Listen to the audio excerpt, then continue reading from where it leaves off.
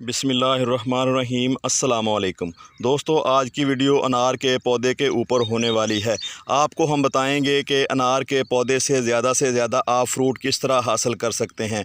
मुझे उम्मीद है कि आप मेरी इन बातों के ऊपर अमल करके अपने पौधे से ना सिर्फ से ज़्यादा फ्रूट हासिल कर सकते हैं, बल्कि आप अपने पौधे से ज़्यादा जो बड़े साइज़ का जो फ्रूट है वो भी हासिल कर सकते हैं। दोस्तों, किसी भी पौधे से ज़्यादा फ्रूट और से ज़्यादा बड़े साइज़ का फल हासिल करने की जो पहली स्टेज होती है वो होती है दोस्तों, पौधे के ऊपर से ज़्यादा फूल लेके आना और उन फूलों को पौधे के ऊपर टिकाना। अगर आपके पौधे के ऊपर लगे हुए फूल ही गिर गए तो वहाँ से आपको ना तो ज़्यादा फ्रूट मिलेगा और ना ही दोस्तों उससे आप ये तवक्को कर सकते हैं कि आपके पौधे के ऊपर लगा हुआ जो फ्रूट है उसका साइज़ बड़ा आएगा। आपका अनार का पौधा गमले में लगा हो या फिर दोस्तों खेत में, आप गमले में लगे हुए पौधे से भी से ज़्यादा बड़े साइज़ का फ्रूट हासिल कर सकते हैं। दोस्तों, आम तौर पे कहा जाता है जब किसी भी फ्रूट प्लांट के ऊपर फूल आ रहे हों तो उसका पानी रोक देना चाहिए। दोस्तों, ये डिपेंड करता है कि आपने कौन सा पौधा किस तरह की मिट्टी में लगाया हुआ है। अगर आपने गमले में उगाया हुआ कोई फ्रूट प्लांट है तो आप उस गमले की मिट्टी को चेक करें कि आपकी मिट्टी सोगी तो नहीं है। ज़्यादा पानी देने से कहीं उसमें हर वक्त गीलापन तो नहीं रहता। अगर आपकी मिट्टी गमले की मिट्टी दोस्तों सोगी है तो फिर आपको बिल्कुल उस पौधे का पानी रोक देना चाहिए जब उसके ऊपर फूल आ रहे हों। अगर आपके गमले की मिट्टी दोस्तों थोड़ी सी वेल ड्रेन है तो आप दोस्तों उसका पानी जो है ना आप हफ्ते में 1-2 दफ़ा दे सकते हैं। दोस्तों, अगर आप बगैर सोचे समझे किसी भी पौधे का पानी बंद कर देंगे तो आपके पौधे पे लगे हुए जो फूल होते हैं वो गिर सकते हैं। उन फूलों से ना सिर्फ आपका बहुत ज़्यादा नुकसान होगा गिरने से, और दोस्तों आप उस पौधे से ज़्यादा फ्रूट भी हासिल नहीं कर सकते।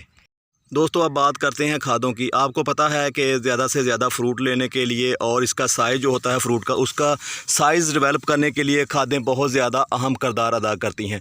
दोस्तों, अगर आपने अनार का पौधा गमले में ग्रो किया हुआ है तो आप सबसे पहले दोस्तों नवंबर में उस गमले में थोड़ी सी गोबर की खाद डाल दें ताकि आपके पौधे की जो जड़ें होती हैं उसको डेवलप होने में आसानी हो। क्योंकि आपको पता है कि गोबर की खाद में ऐसी प्रॉपर्टीज़ होती हैं कि गोबर की खाद जो होती है वो ताकत तो पौधे को देती ही है, ताकत देने के साथ साथ दोस्तों पौधे की जो मिट्टी होती है उसको भी नरम और सॉफ्ट रखती है। दोस्तों, अगर आपने अनार का पौधा गमले में ग्रो किया हुआ है या फिर दोस्तों आपने खेत में लगाया हुआ है तो उस अनार के पौधे से ज़्यादा आप अगर फ्रूट लेना चाहते हैं या दोस्तों आप फ्रूट से ज़्यादा जायका लेना चाहते हैं तो जिंक वाली खाद जो है वो आपको अपने पौधे के ऊपर लाजमी इस्तेमाल करना होगी। जिंक से दोस्तों जायका अच्छा आता है और इसके साथ साथ ये जो अनार होता है ये फटता नहीं है। आपको पता है गर्मी के दिनों में जब ज़्यादा गर्मी पड़ रही होती है तो अनार का जो फ्रूट है वो 2 हिस्सों में तकसीम हो जाता है। दोस्तों, आपके पौधे गमले में लगे हों या फिर दोस्तों खेत में, आप केमिकल खादों को जुटला नहीं सकते, उनके रोल को आप ख़त्म नहीं कर सकते। अगर आपने पौधे खेत में लगाए हुए हैं फिर तो आप केमिकल खादों को बिल्कुल स्किप नहीं कर सकते, क्योंकि केमिकल खादों के बगैर आप ना तो फ्रूट का साइज़ बड़ा कर सकते हैं, ना ही फ्रूट में दोस्तों जायका लेके आ सकते हैं और ना ही दोस्तों आप फ्रूट को बीमारियों से बचा सकते हैं। मेरा मतलब यहाँ पे ये है कि आप ऑर्गेनिक कोई फर्टिलाइज़र उसके ऊपर इस्तेमाल करते हो तो उसके ना तो आपको अच्छे रिज़ल्ट मिलेंगे फ्रूट के साइज़ के हवाले से, और ना ही दोस्तों आप कोई पेस्टिसाइड ऑर्गेनिक इस्तेमाल कर रहे हैं अपने पौधों के ऊपर, उसके भी आपको खातिर ख़ार रिज़ल्ट नहीं मिलने वाले। तो इसी तरह आप दोस्तों गमले से अच्छी पौधों की जो साइज़ है वो लेना फ्रूट का जो साइज़ है वो लेना चाहते हैं तो आपको केमिकल फर्टिलाइज़र के ऊपर भी जाना होगा और केमिकल जो पेस्टिसाइड है उसके ऊपर भी जाना होगा। केमिकल फर्टिलाइज़र की बात करें तो DAP का किरदार बहुत ही अहम हो जाता है जब आप दोस्तों फ्रूट फार्मिंग कर रहे हों। दोस्तों, जैसा कि मैंने आपको इस वीडियो में पहले बताया कि जिस तरह ये हमारा जो अनार का फ्रूट है ये फटा हुआ है, इसको रोकने के लिए, यानी कि ये फल ख़राब ना हो, ये दो हिस्सों में तकसीम ना हो, तो आप ज़िंक को इसके ऊपर लाजमी इस्तेमाल करें। जैसा कि मैंने आपको दोस्तों बताया कि ज़िंक का किरदार अनार के पौधे के ऊपर ख़ास कर बहुत ज़्यादा अहम है, क्योंकि जब अनार फटता है तो वो ज़िंक की कमी की वजह से फटता है। तो आप दोस्तों अनार को इस तरह फटने से बचाने के लिए ज़िंक का इस्तेमाल लाजमी करें। आपको पता है कि ज़िंक फ्रूट में जायका भरने के लिए भी बहुत ज़्यादा काम आता है। दोस्तों, अगर आपने ज़िंक भी अपने पौधों के ऊपर इस्तेमाल किया है, उसके बावजूद दोस्तों आपका अनार का जो फ्रूट है वो फट रहा है या दोस्तों ख़राब हो रहा है, इसकी दूसरी भी कई वजूहात हो सकती हैं। इनमें सबसे पहली वजह यह है कि जैसा कि इस साल गर्मी बहुत ज़्यादा पड़ रही है, तो गर्मी ज़्यादा पड़ने से भी अनार का जो फ्रूट है वो फटना शुरू हो जाता है।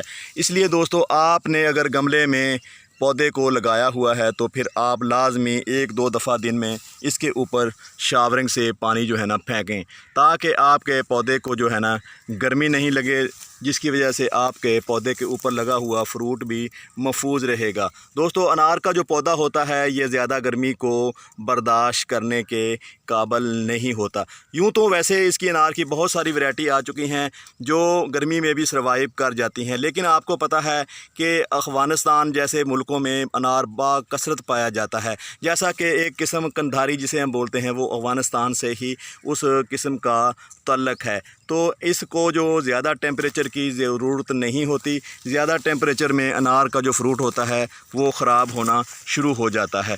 तो जैसा कि मैंने दोस्तों आपको कहा, आपने गमले में लगाए हुए पौधे के ऊपर लाजमी 1-2 दफ़ा दिन में गर्मियों के दिनों में पानी फेंकना है, ताकि आपका पौधे जो के ऊपर लगे हुए जो फ्रूट हैं वो ख़राब नहीं हों।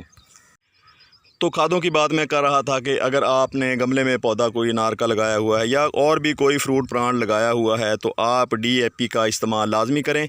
आप 40 से 50 ग्राम 18 बाई 18 के जो गमला होता है या ग्रो बैग होता है, इसमें आप 40 से 50 ग्राम जो है ना DAP फर्टिलाइज़र इस्तेमाल कर सकते हैं।